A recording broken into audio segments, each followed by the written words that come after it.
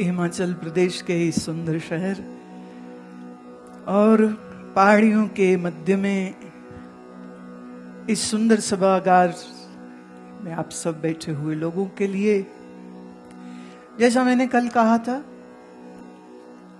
और जैसा मैं हमेशा कहती हूं, भाव, प्रेम, साधना, तीनों चीजें एक साथ चलनी चाहिए।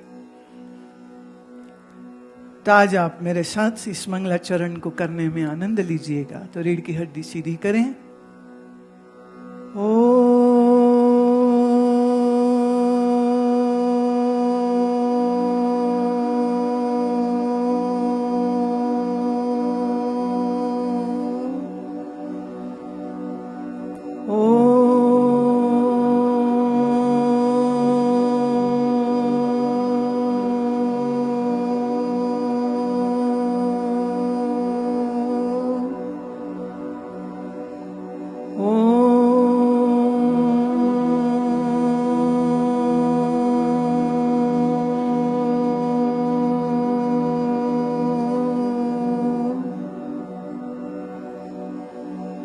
सहनाववतु सहनौ भुनक्तु सह वीर्यं करवावहै तेजस्विनावधीतमस्तु मा विद्विषावहै। गुरुर्ब्रह्मा गुरुर्विष्णु गुरुर्देवो महेश्वर गुरुर्साक्षात् परब्रह्म तस्मै श्री गुरवे नमः। ओ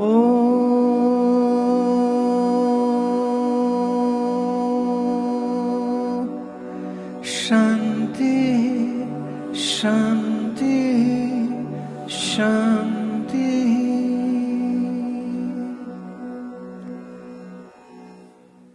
श्री भगवान भगवद गीता में कहते हैं कि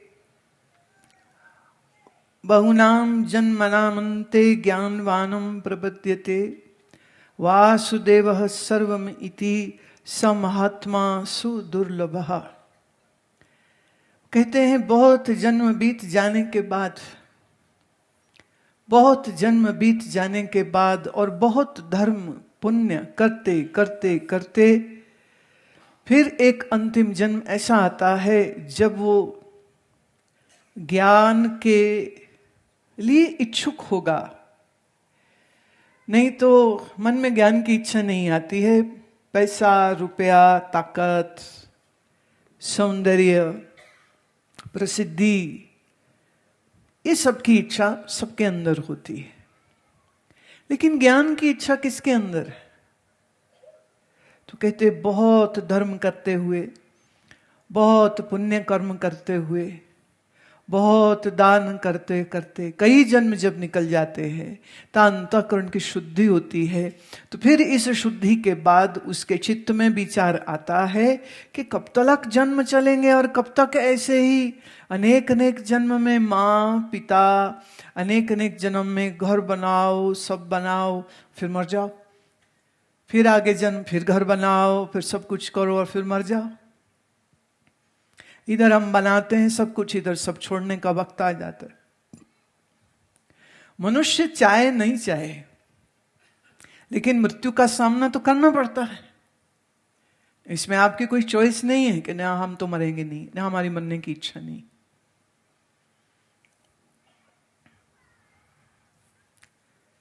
ग्रीस की एक कहानी है कि एक राजा के मन में यह विचार आया कि क्या कुछ ऐसा इस संसार में ऐसी कोई जड़ी बूटी नहीं है क्या कि जिसको मैं खाऊं और फिर कभी मरूं नहीं। तो उसके कुछ एक जो वैद्य थे, बड़ी खोज की उन्होंने। करते करते उन्होंने कहा कि एक ऐसा सरोवर है, अगर उसके जल को आप पी लें, वो एक बूंद भी अगर आपके अंदर चली गई तो आप मरेंगे नहीं। कहते ढूंढो। तो ढूंढना शुरू किया और फिर कई वर्ष लग गए ढूंढते ढूंढते, और फिर आखिरकार कहते वो उस सरोवर तक पहुंच गए। बड़ी मुश्किल से पहुंचे और वहां जाकर के जैसे ही वो सुंदर, साफ, शुद्ध जल को देखा, भाग के पीना चाहा कि पी लूंगा तो बस अमर हो जाऊंगा, फिर कभी मरूंगा नहीं। तो देखा वहां कुछ पक्षी हैं, वहां कुछ और जानवर भी है, और उनकी इतनी दुर्दशा है, उनके चल नहीं सकते, उड़ नहीं सकते। तो ऐसे ही एकदम मरियल एक कौवे ने कहा कि राजन, इस जल को पीने से पहले सावधान, हमारी हालत देख लेना। तुम यहां क्यों आए हो हम जानते हैं, हमने तो गलती से ये जल पी लिया था, अब हमारा शरीर मर नहीं रहा है। हम तड़पते हैं कि शरीर मर जाए और शरीर मरता ही नहीं। हम उड़ के खाना नहीं ढूंढ सकते, और अगर कोई शिकार हमारा करने आ जाए जानवर, तो वो नोचता है, काटता है, हमारे अंग प्रत्यंग में चोटें लगी पड़ी है, लेकिन मरते नहीं हैं हम। क्यों? क्योंकि इसका जल पी लिया। तो आप देखो, क्या आपको हमारी जैसी अवस्था भोगनी है तो पी लो इस जल को, मरोगे कभी नहीं। आंखों से रोशनी चली जाएगी, कानों से सुन ना सकोगे, जीभ से बोल ना सकोगे, पांवों से चल ना सकोगे, पर मरोगे नहीं। राजा चुपचाप वापस लौट गया। उसने कहा, यह जल मैं नहीं पीना चाहता हूं, मैं मृत्यु से बचने के लिए इतनी कोशिश कर रहा हूं, पर आज आके ये बात समझ लग रही है कि मृत्यु भी उतनी ही जरूरी है जितना कि जन्म जरूरी है। पर अधिकतर क्या है, कोई विचार नहीं करता है। जन्म हुआ तो क्यों, मरे तो क्यों, जन्म से पहले कहां थे, मरोगे तो कहां जाओगे, क्या दुर्दशा होगी, स्वर्ग है कि नहीं, नरक है कि नहीं, है तो कितने समय तक तुम उसमें रहोगे, और रहोगे तो फिर उसके बाद क्या। इन मौलिक प्रश्नों के ऊपर किसी को कभी विचार नहीं आता। जब आप श्रवण करते हो, अब श्रवण करने के लिए, सत्संग तक पहुंचने के लिए भी बड़ी पुण्य राशि चाहिए, नहीं तो नहीं आ सकता, नहीं आ सकता है। आप पुण्यहीन आदमी सत्संग तक नहीं आ सकता। सत्संग नहीं सुनेगा तो ज्ञान नहीं होगा, ज्ञान नहीं होगा तो जीवन बदलेगा कैसे। तो कर्म की फिलॉसफी यह है, आप कुछ बुरा करते हैं फल दुख होगा, आप कुछ अच्छा करते हैं फल सुख होगा। हर कर्म तुम्हें बांधता है, अच्छा भी और बुरा भी। पुण्य करते हैं फल सुख है, पाप करते हैं फल दुख है। कभी कभी कई लोग कहते हैं कि नहीं नहीं ऐसा कैसे हो सकता है, ये देखो इसके कोई अच्छे कर्म नहीं पाए, इसके पास कितना पैसा है। ठीक, पैसा है, पर जरा पूछो उससे, सुखी भी है क्या वो, कि डरता है कि पकड़ा ना जाए, कि कोई रिश्तेदार ना मार दे, कि अपना ही बेटा कुछ प्राण हानि ना कर दे। पूछो उससे, क्या रात को नींद आती है। पूछो उससे, क्या दिल ठीक धड़कता है, कि डरता है, कि घबराता है। अपने उसी डर को, अपनी उसी घबराहट को दूर करने के लिए फिर आदमी को शराब पीनी पड़ती है। तो मैं याद होगा, कोविड में सब कुछ बंद था, और जब खुलने को आया तो सबसे पहले क्या खुला था, हाँ, तो शराबियों ने कहा था इस देश की इकोनॉमी हम ही तो चला रहे, और कोई फैक्ट्री, कोई दुकान, कोई कुछ और नहीं खुला, सबसे पहले शराब की दुकान खुली। लोग पिए बगैर रहते नहीं, और इतने समय कैसे बेचारे जिए होंगे, है ना। अब जल्दी मरना है तो जल्दी मरना है, तो फिर जल्दी ज्यादा दारू पीनी होगी, इसलिए पियो। पर फिर एक बड़ी अजीब चीज है, उसी शराब की बोतल पे लिखा रहता है स्वास्थ्य के लिए हानिकारक, लोग फिर भी पीते हैं। पान तंबाकू मसाला खाते हैं लोग, शौक से खाते हैं, उसी पे लिखा होता है ये कैंसर कर सकता है। लोग फिर भी खाते हैं। अब इसको आप क्या कहोगे? आपको लगता है ये बहुत बुद्धिमान है, with due respect to all alcoholics, but are you really wise? आपका शरीर है, आप मतलब जो चाहो करो उससे, लेकिन थोड़ा सोच करके देखिए। वो कहते नहीं पीने से जो मजा आता है उसका पता आपको क्या। मेरे एक मित्र स्वामी जी गए जर्मनी, तो उनके जो होस्ट है वो कहते हैं, स्वामी जी आपने तो जिंदगी का मजा ही नहीं लिया। अब आप हमारे यहां हो, आपको देखने वाला कोई नहीं है, एक एक हो जाए।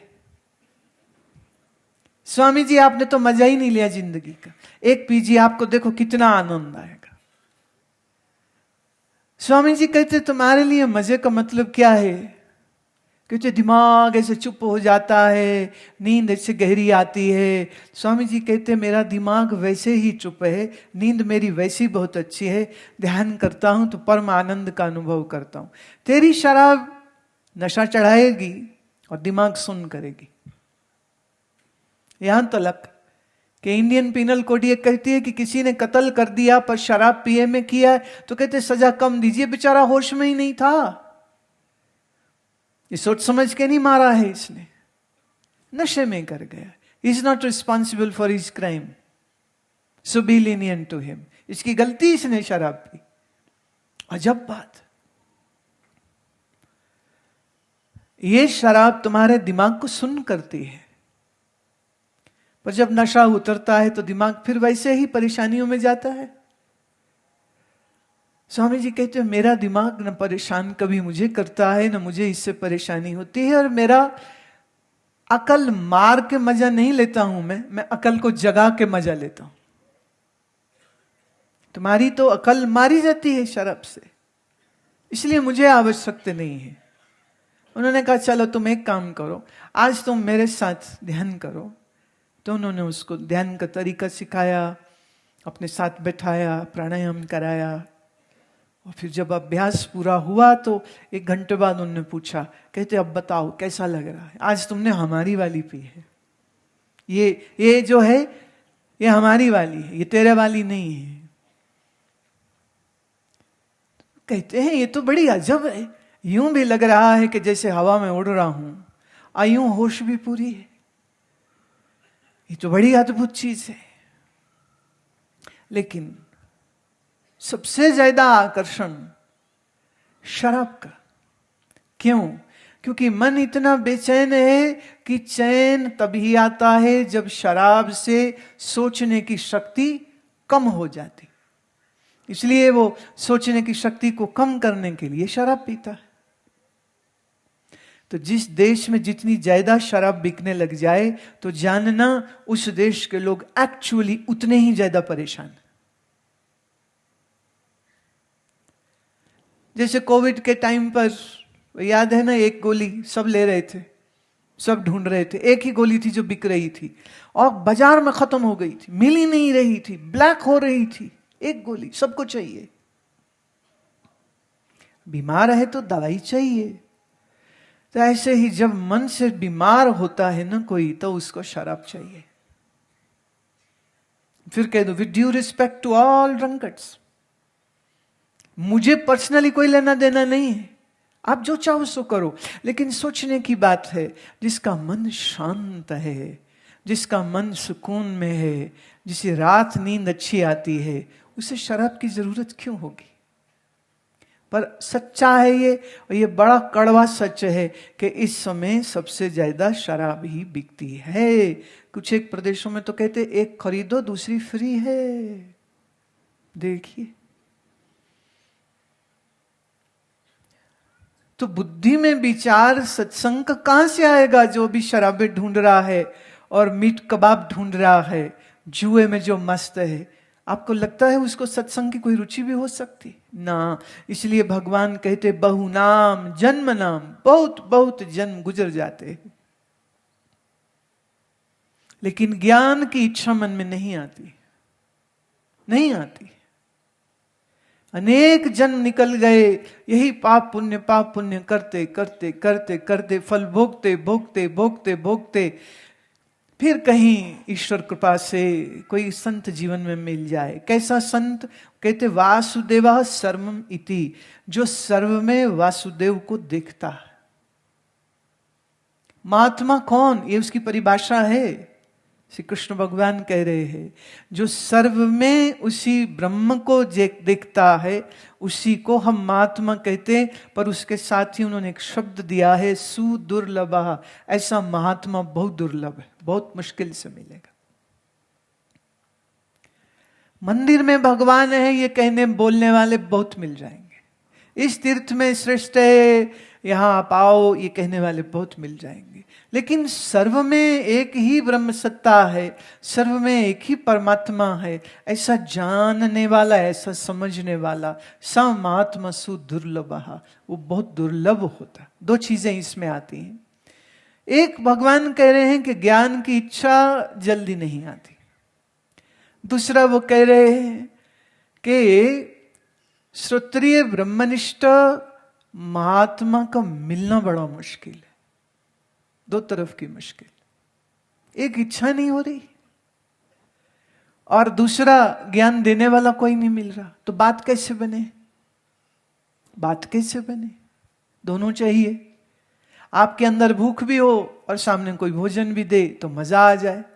भूख नहीं लगी, ऐसे बंदा है, कोई रोगी है, मान लो कोई रोगी है, उसके सामने आप बढ़िया बढ़िया खाना रखो, उसे बोलो खाओ, वो कहेगा नहीं, इच्छा नहीं, मुझे उल्टी हो रही है, खाना देख भी नहीं सकता हूं, खाऊंगा कहां से?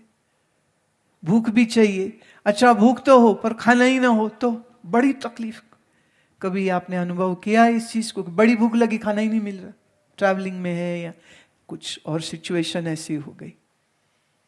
दोनों चीजें चाहिए, भूख भी हो और भोजन भी हो तो आनंद है। ऐसे ही सत्संग की भूख भी हो और सुनाने वाला भी कोई हो, ये बड़ी अद्भुत बात होती है। ये भी बड़ी अद्भुत बात होती।